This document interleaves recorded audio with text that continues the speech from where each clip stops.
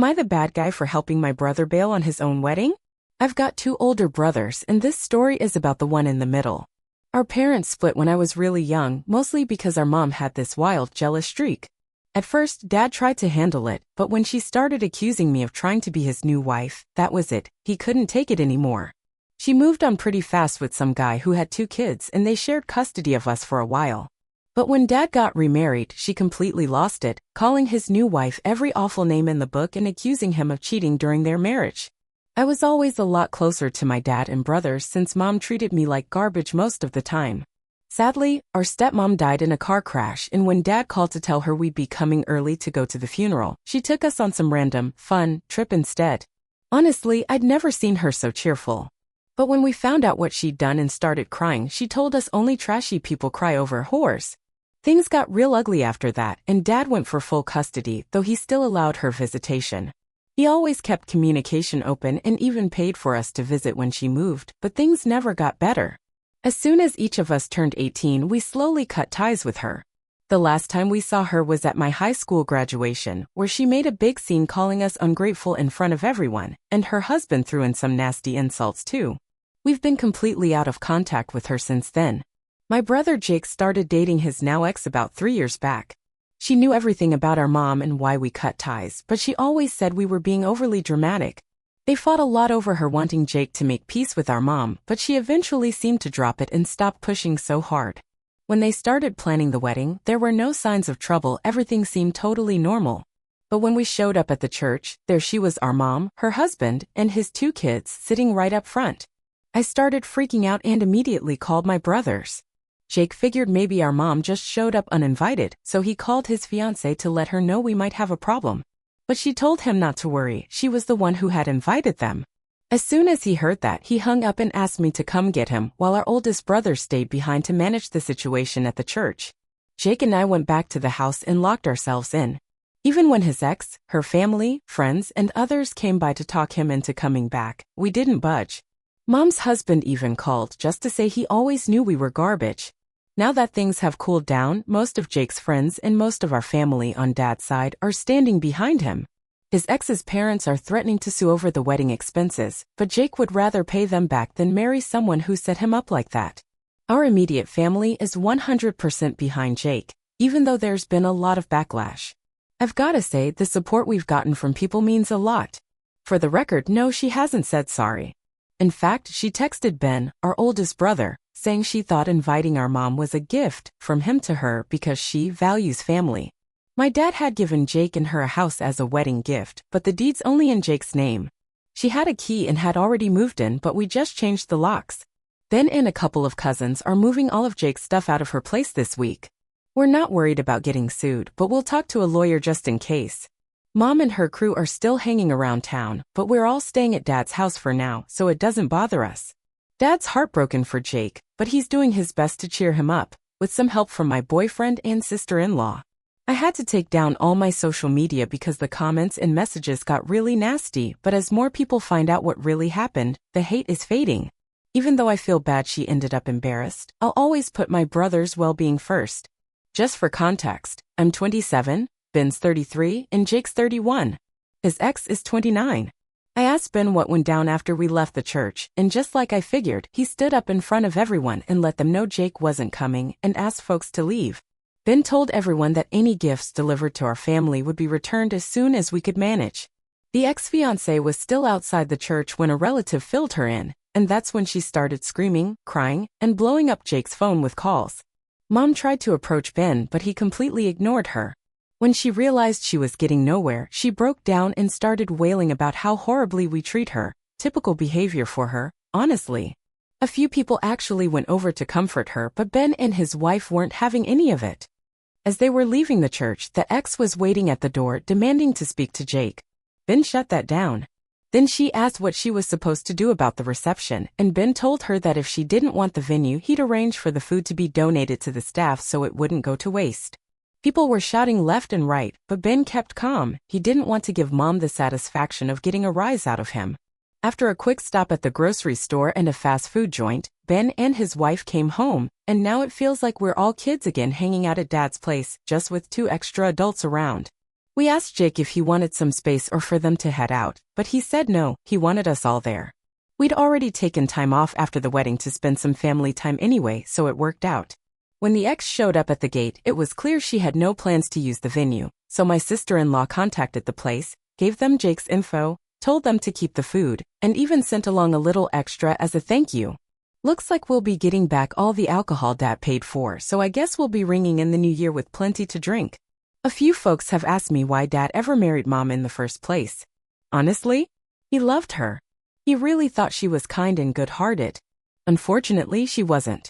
She just knew how to fake it well enough to convince someone to marry her, probably because she figured no one else would unless she acted sweet. Dad did consider staying with her until we were grown, but things kept getting worse. Every time he thought she was changing for the better, she'd slip right back into her old ways. From what my ex-in-laws told me, the ex probably sees Mom as a misunderstood woman with ungrateful kids. Mom can be incredibly charming when she wants to be, and some people enjoy stirring the pot, as long as they're not the ones being burned. But none of that excuses what the ex did. Jake only explained the situation to one person, his boss, who had been at the church.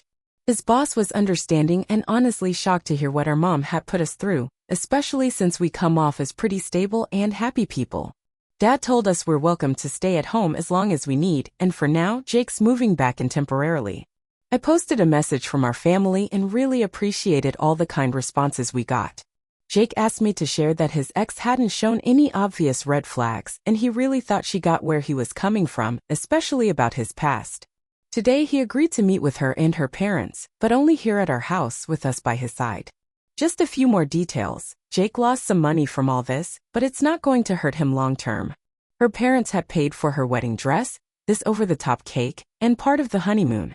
While she was never our favorite future-in-law, we really believed she loved Jake.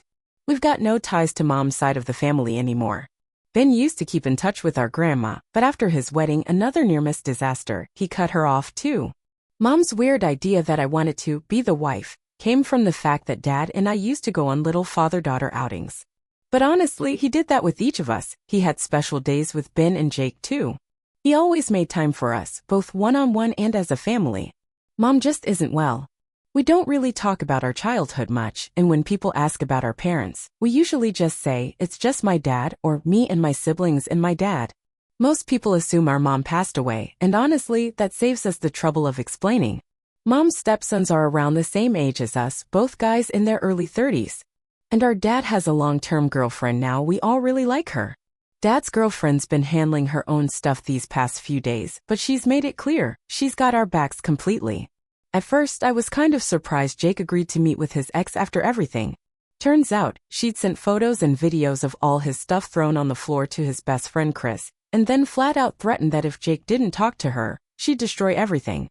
Chris came over, explained what was going on, and they told her they needed to get access to the apartment before she followed through. So Chris, Ben, a few of our cousins, and my boyfriend headed over and gathered up all the important stuff, his clothes, electronics, documents. Jake didn't care about the rest. He even joked they were the fastest movers he'd ever seen. That meeting, though, total circus. She showed up with her parents and sisters and immediately asked to talk to Jake alone. He said no, so she just started talking in front of everyone. She never once apologized. Instead, she claimed the real issue was that we didn't understand what family meant, that we'd been raised to hate mothers. She said she only wanted Jake to appreciate the importance of a mom because she was afraid he'd one day take her kids away, convinced that's what we were all taught to do. Jake didn't say a word until she looked right at Dad and said something like, "Your family is like a cult, and you're a terrible father." That's a sore spot for all of us. Nobody talks bad about Dad and gets away with it. Jake finally snapped. He called her out for being hateful and dishonest, said he regretted ever even touching her hand, and thanked the universe that I'm always early because that's how this whole disaster got avoided in time. He went on to say staying married to a cheating husband like her mom does isn't something to brag about. He told her she faked being kind just to get him to marry her, and he had let so many little things slide because he really thought he loved her, or at least loved who he thought she was. He said he'd never forgive her for how she hurt his siblings, not because he hates her, but because she's not worth wasting that kind of energy on. She'd had more than enough chances to explain herself, but since she played the victim, he was going to make sure everyone knew why he never showed up. It was intense, but Jake needed that moment. Her parents stayed silent, faces bright red, while she broke down crying. Her sisters tried to defend her and their parents' marriage and looked to us to argue, but none of us took the bait. Then Jake told her dad that if he wanted to sue, go ahead, but if he did, Jake would air every skeleton in their closet for the world to see. He didn't think they wanted that. Even after all that, her dad still had the nerve to suggest Jake should patch things up and go ahead with the marriage because, as he put it, we're not getting any younger and all families argue. I've never rolled my eyes so hard in my life. The rest of the meeting was just going over logistics, how to return the wedding gifts, stop their relatives from harassing us, cancel the honeymoon, and make sure the locks were changed. His ex kept trying to talk to him through tears, but Jake was all business. The only time he directly responded to her was when she said she was keeping the engagement ring, even though no one had asked about it. They left quietly after that. Then when the alcohol delivery arrived and we opened the gate, Mom and her husband slipped in behind it. She started up again, saying she just wanted to see her babies. Dad told her to leave, but she wouldn't stop. She yelled about how he raised us wrong, how we embarrassed her, and how we clearly lacked love for our mother. That part, at least, she got right, and it's exactly why things turned out the way they did. That's when Ben stepped outside and told her to leave because the cops were already on their way. She took that as some kind of victory, since it was the first time he'd spoken to her in about 10 years. She tried to sweet-talk him into grabbing dinner with her and her husband like nothing had happened. But Ben just looked at her and said the only news he ever wanted to hear about her was about her funeral, so he could show up and celebrate. Right after Ben shut the gate on her, Mom's husband started screaming and crying, demanding an apology and even threatening to hit Ben. Dad and Ben just went back inside and left them out there until we were sure they'd finally left, then closed everything up again. A lot of people struggle to understand why we react the way we do, but honestly, what I've shared about our mom is just scratching the surface. Dad didn't exactly approve of what Ben said to her, but he understood it was something Ben needed to say, for himself and really for all of us. Maybe some would see that as harsh, but we truly don't ever want to see her again. Right now, we've all agreed to start some family therapy sessions on top of our individual ones. Jake doesn't even want the house anymore, but Dad told him to take it one step at a time, starting with healing his heart. To keep things light, we've been watching horror movies mixed in with a few Disney classics. We also made a bingo game out of every wild scenario that could possibly happen, because apparently, being dramatic runs in our blood. At the end of the day, we love each other. We were raised to treat people with kindness, but we can definitely get a little petty when we've been pushed too far. Even though I don't wish the pain of being left at the altar on anyone, I don't regret what we did. I love my brother more than I feel sorry for her. We're planning a family trip soon, but for now we're enjoying this staycation together. After the divorce, which happened when I was 3, we mostly lived with Dad. Even though there was technically shared custody, we were with him about 90% of the time. Visits to Mom's were rare and always done in pairs or groups because none of us wanted to be alone with her. After Jake and Ben turned 18, they only went with me when I needed to go because they didn't want me going alone. We've all been in therapy for years. These extra sessions are just because we had that unfortunate run-in with our mom. Only Ben actually spoke to her, and no, Jake and I didn't ask him to. He did it entirely on his own. As for why Dad didn't go to the church that day, Jake asked him to head home. We all agreed he didn't need to face her in person, even if there were things to sort out later. Jake's not the bad guy here. He's absolutely heartbroken. He really believed he'd spend his life with Ashley. He thought he was a good judge of character.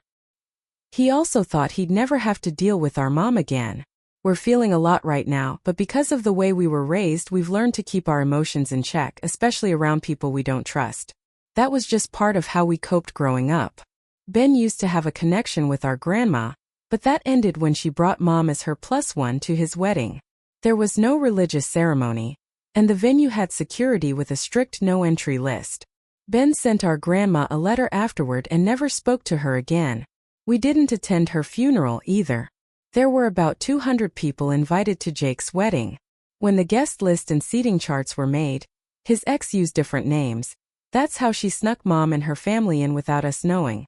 Anyway, this week has been absolutely nuts. Ashley posted online claiming she was expecting, and people completely lost it. They started blowing up Jake's phone, asking if it was true. So he called her and told her to take it down. She kept insisting it was real. He asked again for her to delete the post and said they should meet to talk about it. She agreed and took it down, but somehow convinced herself that meant Jake wanted her back. I went along with him. She looked thrilled until she saw me walk in. That's when the tears started. She clutched her stomach, and when Jake asked directly if she was pregnant, she said yes. Claimed she didn't want her baby growing up in a broken home. Jake told her they were going straight to the doctor to confirm everything, and that made her cry even harder. She started yelling that he didn't believe her. Well, turns out she wasn't pregnant. But then she posted another lie, saying Jake was pressuring her to end the pregnancy and that she was devastated. That accusation was beyond awful. It stirred up a ton of confusion, and once again, people didn't know what to believe and started reaching out to Jake for answers. When Anna, my sister-in-law, found out about both the post and the meeting, she reached out to Ashley herself. I don't know what exactly was said, but I have never seen Anna that angry. The post was taken down afterward. Then Anna wrote a detailed email with everything, how Ashley was never actually pregnant, and sent it to everyone who had been invited to the wedding. This morning we found out Ashley had what looked like a breakdown. She left voicemails for Jake saying that if she couldn't be with him, she didn't want to live anymore. Unfortunately, that kind of emotional manipulation is right out of our mother's old playbook. Jake didn't waste any time. He called the police and filed a report. Her family ended up stepping in and pushed her to start therapy. She's currently being monitored. We don't feel any satisfaction that it came to this point, but at the same time we want nothing to do with it anymore. We've all started changing our phone numbers. That process is already in motion. Then to top it off, our mom sent Anna an email threatening to sue her for defamation over the group email. But honestly, we're not worried. Anna's parents are amazing. They've been totally supportive and fully back how she handled things. Ben was furious at first, but Anna talked him down and convinced him it was better to let it go and just move forward. Mom's husband has kept being his usual self, annoying but dramatic, and Dad is even considering a restraining order, though those don't always carry much weight. Yesterday we had a gathering at home, and it was exactly what we needed. There was karaoke, dancing, great food and drinks, games, and yes, a bouncy house. 'Cause why not? We all love them. Most folks avoided bringing up the wedding and all the drama, but the few who did were kind and respectful. Dad had already given away a big chunk of the leftover alcohol to his employees. They got to pick what they liked and were happy to take it off our hands. He's even planning to include some of it in his Christmas gift baskets. We're all looking forward to spending the holidays together, and maybe even traveling a bit. I mentioned to Jake that the house was freshly painted and ready, but he's just not interested in living there anymore. He's planning to lease it out. I made a joke about how maybe I should just elope or skip the whole wedding tradition to avoid this kind of chaos, and Ben didn't even pause. He told me I could throw the biggest party ever if I wanted to. That's just the kind of brother he is. Still the best. My dad's girlfriend, Karen, isn't really a mother figure to me, and honestly, that's fine. It doesn't make me feel like I turned out any less of a woman. I remember the first time I got my period, I told Dad, and he was completely unprepared. So he told my brothers, and without knowing what the others were doing, each one jumped into action with his own plan. Long story short, I had 3 guys trying to handle the situation, and they even gave me a full-on presentation about it. It was definitely awkward for me, but way more awkward for them. Still, it turned into one of our funniest family stories and reminds me how deeply they've always cared about me. We all love Karen. She's amazing. But she's totally fine not being married to Dad, and he doesn't plan to remarry anyway. If he changed his mind, we'd be behind him 100%. As for Ashley, things have calmed down. Her sisters tried stirring up more drama, trying to paint us as monsters, but after Anna sent out that group email with the truth, no one's buying into their nonsense anymore. One of the sisters even got dumped. Her boyfriend didn't want to be tied to a family that toxic. Ben and I have already changed our phone numbers and social media handles, and we're even planning to move.